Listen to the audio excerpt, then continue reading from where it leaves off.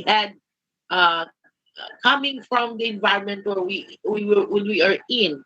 For example, sa isang dysfunctional family, yung tatay nagdala ng asawa sa bahay. Yung nanay buhay pa ha. May okay. So can you see it's normal? Of course. Tinatawag nating pamilya, hindi normal yan. Pinas, may iba't ibang uri ng pamilya. Ano bang iba't ibang uri ng pamilya? We have the what we call nuclear or consanguine conjugal. What do you mean by that? Nuclear or conjugal family is composed of mother, father, and children.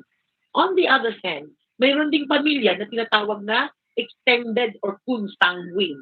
Yung extended or consanguine ay isang pamilya na binuo na may tatay na lola, mga tita at mga tikos. So normal yan sa kulturang Pinoy. However, how when you call dysfunctional family, halimbawa, walang nanay o walang tatay, may tatay pero umuuwi sa kabilang bahay o sa ibang bahay. So that is dysfunctional. Wala silang parents. Lahat sila na lang nagsusumikap to survive. That is another dysfunctional family. Or pwede din nagkahiwalay yung parents in a normal situation. That's the reason why if you can see sa ibang bansa, because divorce is applied, so ang daming naghihiwalay ng mga mag-asawa doon. And because naghiwalay, madaming factor or dysfunctional family. So, tanggap nila. Pero dito sa Pilipinas, we always believe kasi walang divorce, we believe that marriage is indissoluble. And that child neglect, and because of that kita ko nawawala, because of that dysfunctional family, child becomes neglected and abused.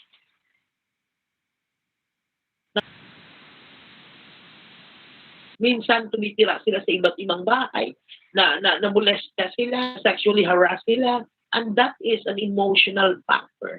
And the correct answer there is letter A. So, sa baseline ko last Sunday when I discussed about the what we call the existence of the family, ko, kung ano ka ngayon na something to do, how your family brought up. So, so let's proceed.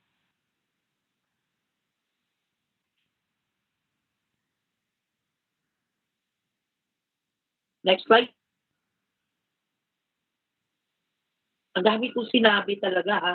Pero wala. A child was punished by cheating in an for sure that child again. But this does not guarantee that they won't cheat ever again. Based on Thorndike's theory and punishment and learning, this shows that A. Punishment strengthens the response. B. Punishment doesn't remove a response.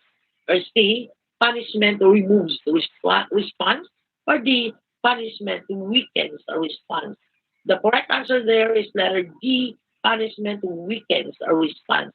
Ano ibig sabihin weakens a response?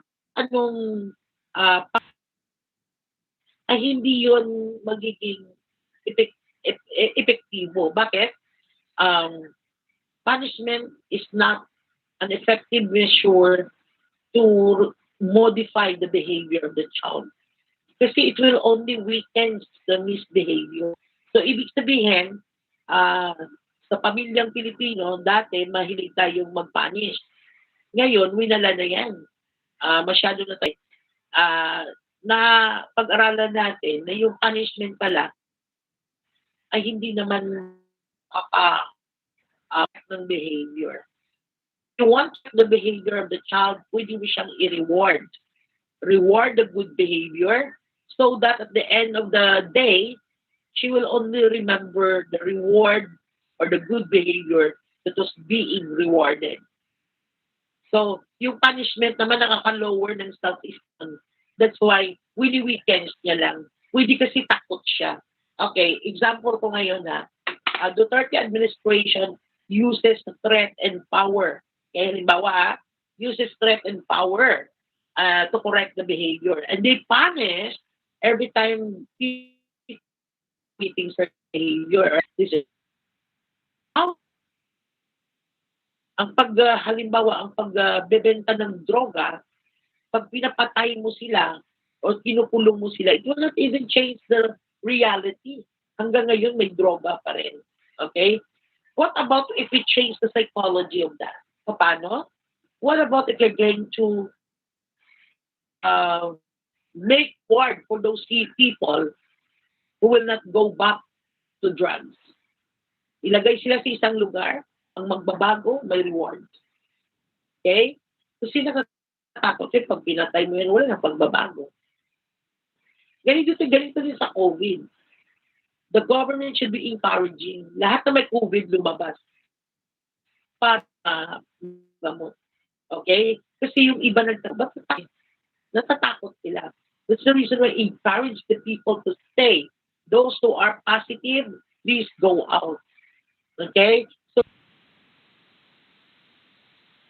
So the what you call the punishment that we can baguhin natin yung style of psychology natin.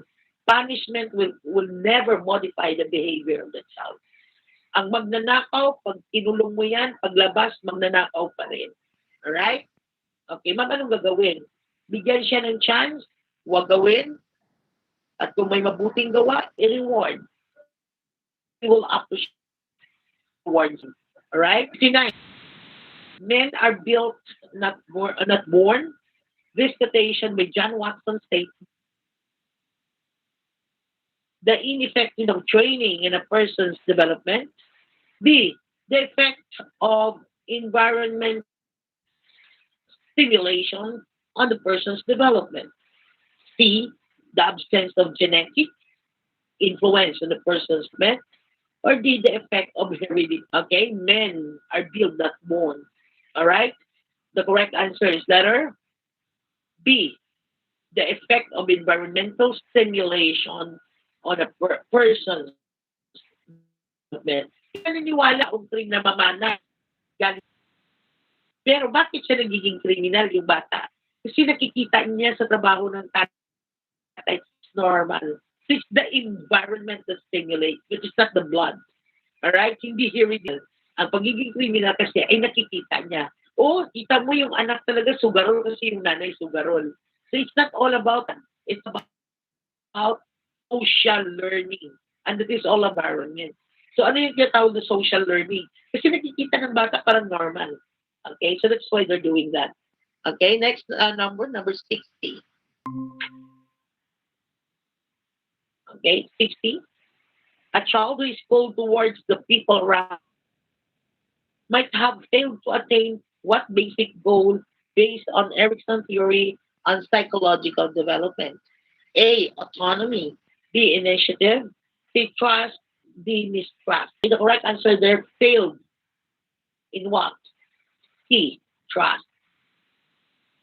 Okay? Tandaan natin, ang 0 to 2 years the child developing, and this trust can be taken paternal relationship, relasyon ng isang bata sa kanyang nanay. Alright?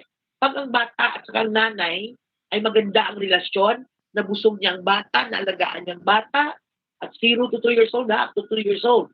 So, more likely, lalaki ang bata na confident at walang takot kasi she that some good thing will happen. Pero pag hindi naman, halimbawa, to attain the basic goal, the Erikson theory, which is trust. Okay? Kung failed siya, they are cold towards other people. They are suspicious. And they are doubting about themselves. Right? So that's how significant the psychosocial development of Erikson is. So that's the reason why I want to tell everyone na pag nanay ka at 0 to 2 years old, develop by ending securing the child's needs. Alright? So that's very important. That is the significance of trust versus mistrusting Erikson. So number 61. Number 61 talks about saan ba yung aking presenter dyan? 61. A boy is closer to his mother, and a girl is closer to her father. These instances are under what? Oedipal complex stage, stage, genital stage. Kailan ang nanay or ang batang lalaki ay close sa nanay? Okay? Ang tanong dito, that is under what stage? Okay? These instances are under phallic stage. And that crisis, pag crisis ang tanong, ang sagot dyan ay Oedipus complex. Alright? But it happens during phallic stage. Pero ano yung klase? Pag ang lalabata close kay nanay and looking at the father as his competitor, ang tawag doon is Oedipus complex. Kung ang batang babae naman ay close kay tatay at looking at the mother as his competitor, ang tawag doon ay Electra complex. And both Oedipus and Electra complex happens during phallic stage. Right? So phallic stage. What age? 4 to 6 years old. Normal lahat yan. Nangyayari yan. If you ang babae close kay tatay, dapat ma-resolve yung issue at the age of 8 years old pataas. Dapat na unti-unting nawawala. Okay? Ang Oedipus at saka Electra complex. Bakit? Pag hindi nawawala yan talaga, magiging problema. Bakit magiging problema Oedipus and Electra complex? Kasi, paglaki nila, dala-dala nila pagka-Oedipus at Electra complex. So you might be wondering, 20 years old na siya, but still close kay mother, but still baklain, but still mama's boy. That one because Oedipus complex has not been resolved. Alright? Number 62. Blank are rights that cannot be renounced because they needed for a person to fulfill his or her primordial obligation. That one is called inalienable right. Okay? Let's talk difference between alienable and alienable. When you say alienable rights, these are rights that can be transferred. For example, my right to my can be transferred to my children. That one is called alienable right. Yung inalienable rights, these are rights that cannot be transferred. For example, my right to life. Pwede ibigay sa iyo to because this is my primordial obligation to protect myself. All right? That one is inalienable. That one is inalienable. All right? So ano naman yung acquired right? These are rights that are given to you. Halimbawa, pinamanahan ka. Si Ear or si Jeya Wong ka. Pinamanahan ka ni Adam Wong. Okay, that one is called acquired right. To own the property of your father or action of your father, that one is acquired right. All right? Number 63. So napakaganda ng pinag-aaralan natin kasi madami tayo that we are discussing. Number 63, please. Alam niyo, napakadrama ka live patalaga tayo sa YouTube tapos nag-delay yung numbering ng presenter. So si Junisa dyan, Junisa, tingnan mo, nag-delay tayo. Sige. Next number. A grade 1 pupil likes to play with his friends but gets angry when defeated. Piaget theory states that the pupil is under what developmental stage? A. Concrete operation. B. Formal operation. C.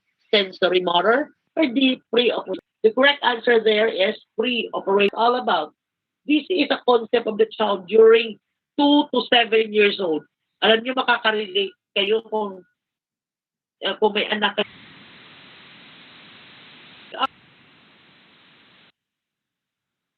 What is egocentrism? You look at yourself, me, myself, and I. You cannot see others' point of view. If they're not sharing, it's normal. Kasi, ayaw niya, kasi bata kami sa is having a lot of chocolates at home. Ayaw niyang i-share. Bakit? Kasi amin ko, kasi bata kami. That is egocentrism. They cannot see others' point of view. See the point of view. And that's normal when the child is aging 2 to 7 years old. But again, there is what we call a peak of egocentrism. What do you mean the peak of egocentrism? When the child is 2 to 4 years old, ito talaga ngunitang batang na yan, ang edad na 2 to 4 years old. Bakit a little demons as they call it? Kasi these are children na ayaw talagang iiyakan ka. Mag-ano yan, magtatantrums yan. Bakit? Kasi they only see, right? That is egocentrism. So the correct answer is letter B. 64. Next number, which describe Philippine education during Spanish regime. A, establishment of normal school. B, vernacular as a medium of instruction. C, separation of church and state. Or D, emphasis on religion. The answer C, there is emphasis on religious instruction. Okay, very, very obvious. Answer is letter D.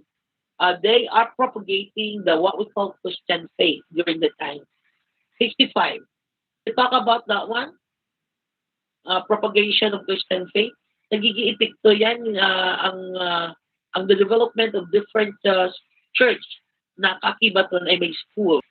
Here, some Filipino teachers are sent abroad to study. We call them A, insulares, B, peninsulares, C, pensionados, or D, reformists.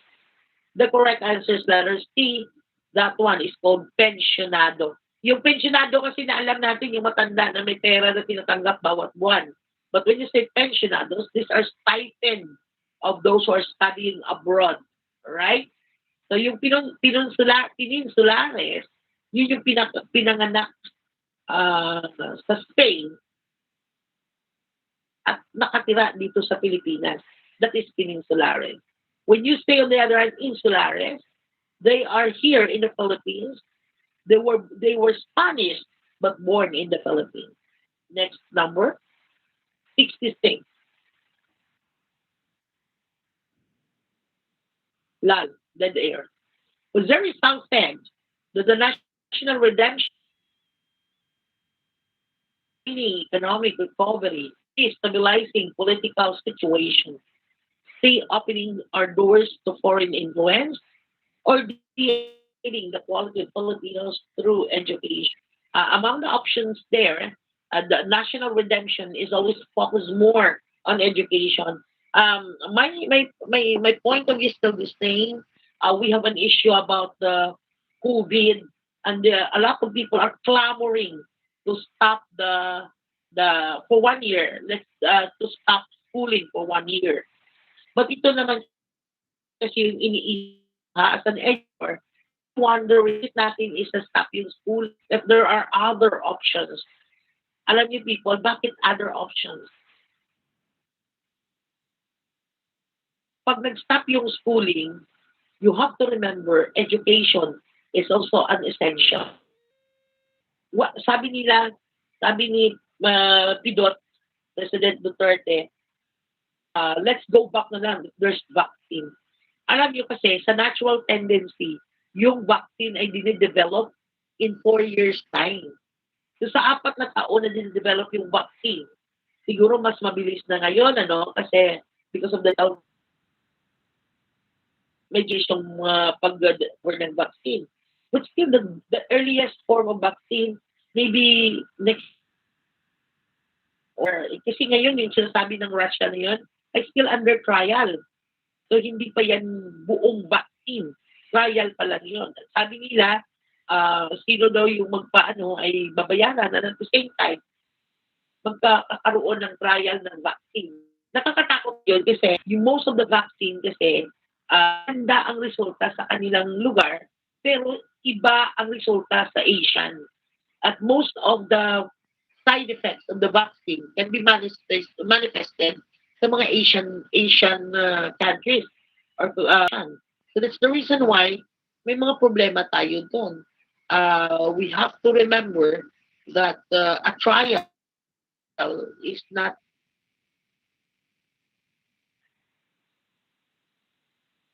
those people who give their selves to be at risk.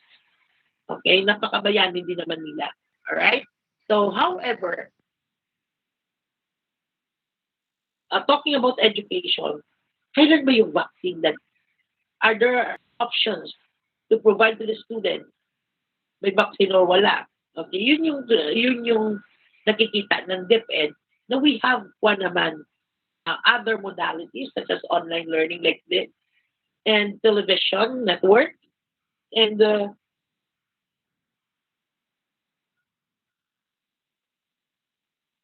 modular instruction. Yung challenge sa mga guro ngayon, kasi wala daw silang ginagawa, kundi maghihintay kung kailan yung pasukan, hindi naman to because they're preparing a module. However, yung nakikita kong problema kasi, they are not funded. So, kawawa sila din. The reason why, I would rather suggest na sana buo yung suporta ng gobyerno sa pandemya na to. Kasi importante din ang edukasyon. If the Department of Education asks for help for the what we call that subsidy modules that they are going to prepare, sana may ipoprovide yung gobyerno. Okay? Hindi ganito, nakakawawa naman yung mga teacher natin pag mawalan sila ng mga printer, nagdidipang sila ng mga donation. But my stand is, because, okay, dapat tuloy-tuloy lang. Kawawa mga old lady na itong mga na delay ng edukasyon pag maghihintay pa tayo ng vaccine. So, proceed. Life must go on. 67. The core here is, of course, upgrading the quality of the Filipinos through education. All right? Who's studying here in the Philippines was turned off by the Filipinos' lack of punctuality and forward choice. What is that called? A. Ethnocentrism. B. Ethnocentrism. C. Colonial mentality. People might be hearing about these different words. Let's start first, the correct answer. When you are a foreign national who is turned off of Filipino lack of punctuality, you might be suffering from what we call culture shock. What is culture shock? Culture shock is something that when you are new to the place and you could hardly adjust or adapt yourself to the new setting, you will be suffering from what we call culture shock. When you say centrism, when the city burden feel that they are more superior from those living in the rural areas. For example, kung nasa city ka, social ka. Pag hindi ka sa city, anong tawag sa'yo? Sabi nila, napaka-backward. O, di ba? Nangyayari yun. That's reality. And that one is ethnocentrism. Ethnocentrism, when it comes international, when the foreigner or when the Americans feel that they're the most superior race of the world, that is ethnocentrism. When Filipino is being from what we call racial discrimination, that is ethnocentrism. So, paano matandaan? Ethno is localized, ethno is international. Culture shock of this organization, your thought and feeling. Na several times tayo nako-culture shock din. Halimbawa, nung ako'y nag-study sa UP, na-culture din ako. So pala din yung tinatawag na PDA or public display of affection.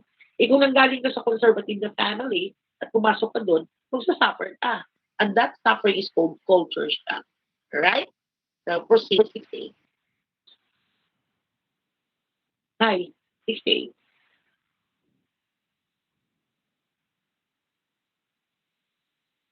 Ayan, send ko na ito. If you are a wise, you would vote blank. A candidate who has the making of who has the making of a public servant. B, who is closest to you in times of need. Or C, a candidate who help you by giving touch. Or D, a godfather who give you your father job. The correct answer there is letter A candidate who has the making of a public servant. Alam, sa totoo lang, reality check, you want really to vote your neighbor closest to you. Okay? You will Both also a candidate who will help you by giving cash. Sana hindi totoo yan, ha? But, reality check. May nangyayari. Or a godfather, ninong mo, who gave your father a job. Nangyayari din na to. Alright? But in terms of what is right, candidate was the making of a public servant. Kaya nga nagka-problema tayo eh. Tingnan natin. Dati-dati sabi ng mga dilaw nga anti-married people, daw sila sa pagbuto kay Duterte. Kasi sabi niya, tapang at malasakit yan si Duterte. Pero ngayon, puro na lang tapang, wala nang malasakit. So sabi nila, problema yun. Okay?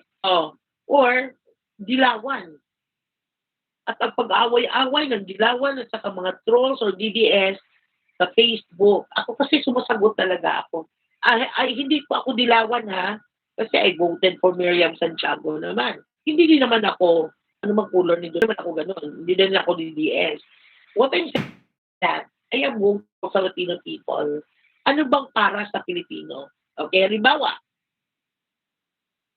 I go for ABS and franchise. Kasi hindi para kay Duterte or whoever there or kay Lopez. Para sa Pilipino. Bakit? In the middle of pandemic, only ABS-CBN can reach the unreachable places in the Philippines. Bakit? Kasi ang dami nilang transmitter. Sa Bohol pumunta ako, walang masyadong signal ang GMA doon. Kasi maliit lang ng GMA. So bakit sana hindi close ang ABS? Because in the middle of pandemic, this can help alleviate the people's suffering. If they are watching ABN or show or entertainment of ABN, baka matuwa yung tao, mawawala yung bagot at saka sama ng loob, takot, gano'n. Alright, nawala yun. So minus na yun. Second, ilan ng tao ng trabaho, and will create a domino effect. Okay, mawawala din yun. So kawawa yung mga tao. So ano mangyayari sa mga tao? Sila? Kasi may kasalanan nyo ng Lopez na yan. Si Lopez pala yung kalaban nyo, ipaano nyo na. Ikulong nyo na kung may kasalanan yan. But up to this moment, wala namang na i-file against sa Lopez test. It's a point of view. Ang nangyayari, parang may mali, right? So that's the reason why hindi lang dapat tayo nakikinig sa balita, dapat critical din tayo. Makihalubilo, makilaho. Of course, because we are part and parcel of this society. Magiging parte tayo. Ha? History maker ka. Makikisalamuha ka, makilaho ka. Ha? Because that's one role of being a Filipino that we have to be proud of. We have to stand to what is right. Alright? So what yung mga issue pero siya mga magandang gawa na naman yung administration. Ang pinaka hindi ko talaga kaya sa ginawa niya, yung pag-give up niya ng West Philippine Sea because it was only the Filipino. There are a lot of Filipinos living there. There are schools that is under that end. Tapos ngayon, sinasabi niyang ayaw niya na kasi ayaw niya ng gera. When you protect your country, it's not all about war. Hindi gera ang kailangan natin. Yung kailangan natin ay laban ang lugar na ito ay Filipino. And that is what we call sovereignty of the Filipino people. Alright? Number 69. 69? I know what is 69. A pregnant unmarried woman aborted her baby to avoid disgrace. Is she morally justified to do? No, the unborn cannot be made to suffer the consequence of the sins of her parents. Yes, it can save her and the child. C, no, abortion is immoral. Or D, yes, it is to prevent the child from coming into the world who will suffer very much due to the absence of the father. What is the correct answer there? The correct answer is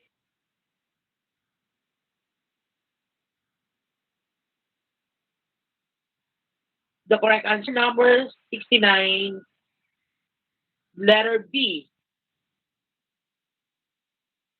No, no, no. No. Because abortion is A. The unborn child cannot be made to stop the consequence of the sins of his parents. Okay? That is not morally justified. Okay?